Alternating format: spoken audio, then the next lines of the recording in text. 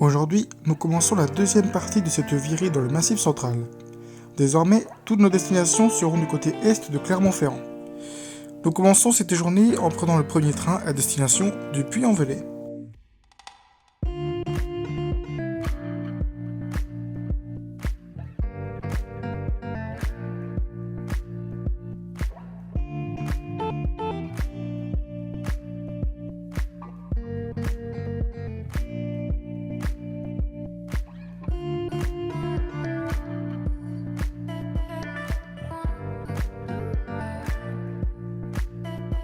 Notre second train va être mis en place.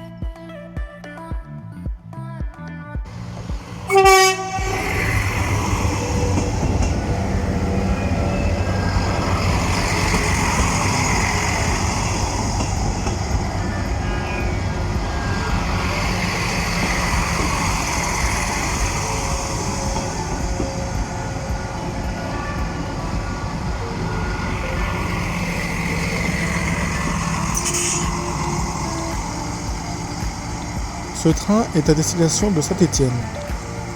J'attends la suite du parcours avec impatience, tout comme le dernier voyage qui est prévu demain.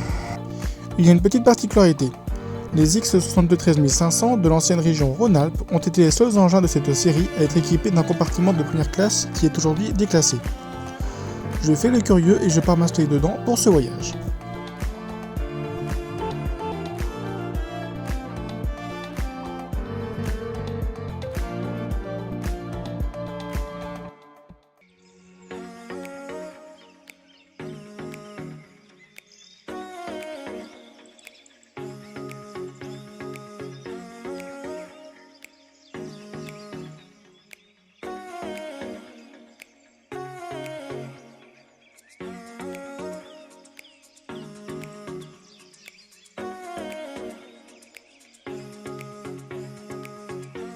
Arrivé à Saint-Étienne, je décide de ne pas rester en ville, mais je souhaite plutôt prendre le prochain train qui va m'avancer sur le voyage du retour, puisqu'il va à Firminy.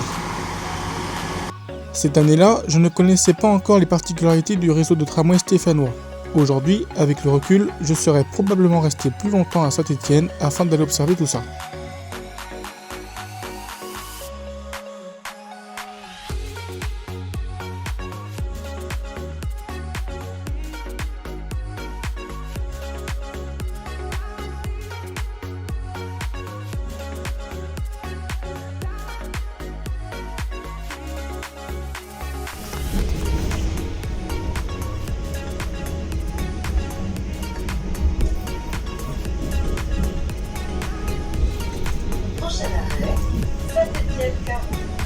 Pour votre sécurité lors de votre descente, prenez garde à l'intervalle entre le marchepied et le quai.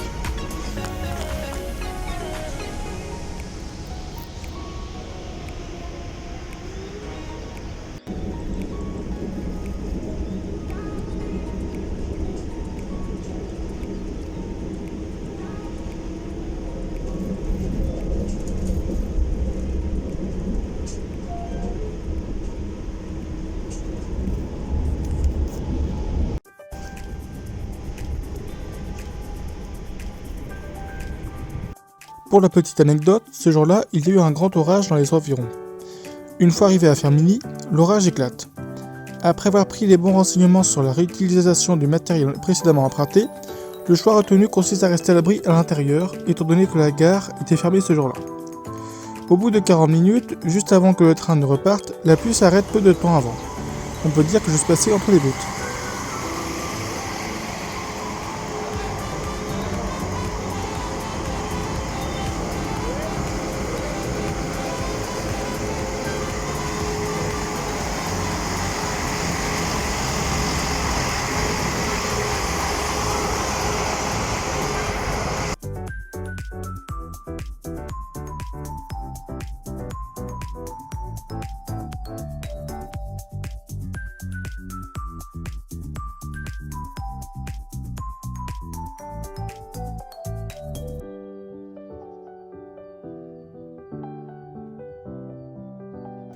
Ce parcours qui m'intéressait tant est absolument magnifique parce qu'il passe tout simplement au bord des gorges de la Loire.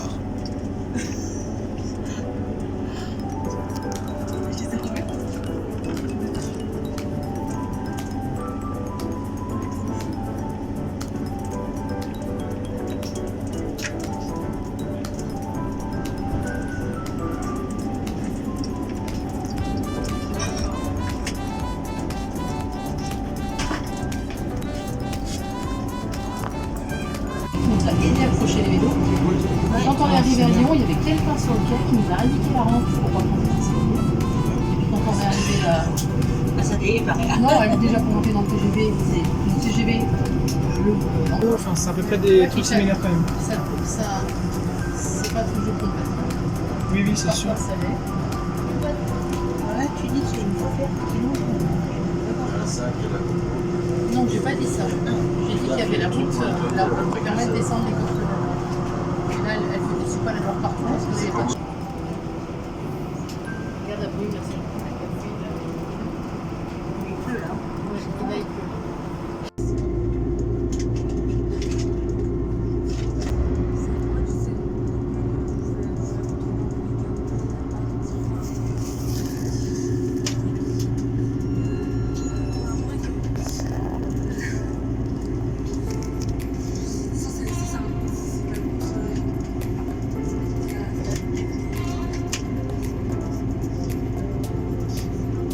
Notre quatrième train du jour est bien bondé, il va nous ramener au Puy-en-Velay.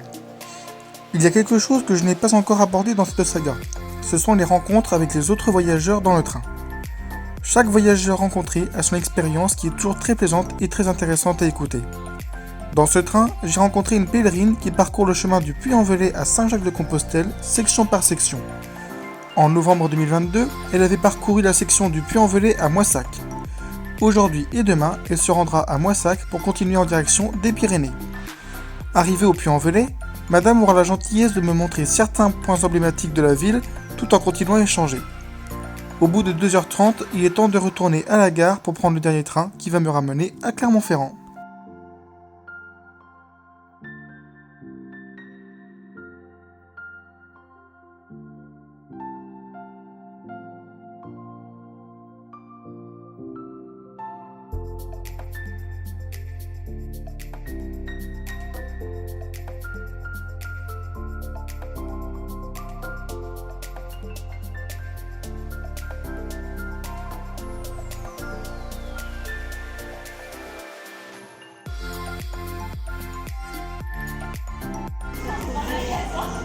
Regardez elle, aussi en photo.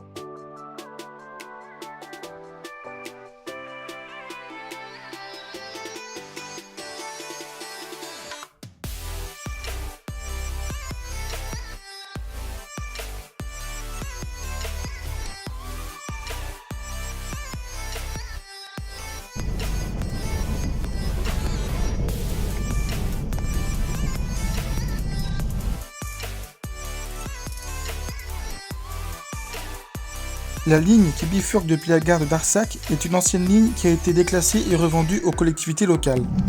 Il s'agit de la section comprise entre Darsac et Pont-de-Dor via Sambadel. De cette seconde gare de bifurcation, une deuxième branche qui a elle aussi été déclassée et rachetée par les mêmes collectivités locales prend la direction d'Estivareille. Cet ensemble ferroviaire composé de 2 lignes est actuellement géré par le syndicat ferroviaire du Livradois-Forêt. Différentes associations à vocation touristique circulent sur ces 2 lignes telles que l'Agrivap et l'association des trains du sud de la France qui sont toutes deux situées à Ambert. Il y a également le chemin de fer du Haut-Forêt situé à Estivareille. La grande superficie de ce réseau désormais privé le positionne à la 3e place après le réseau de ferry national et le chemin de fer de la Corse. Prochain arrêt, La Chaux-Curiac. Pour votre sécurité lors de votre descente, prenez garde à l'intervalle entre le marchepied et le quai.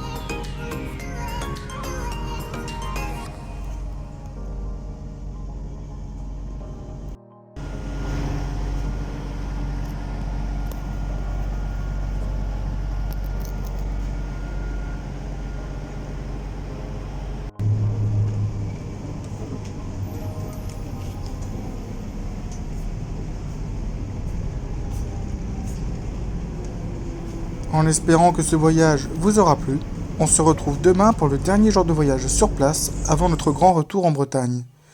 C'est l'un des voyages que j'attends le plus car nous allons prendre le train Cévenol.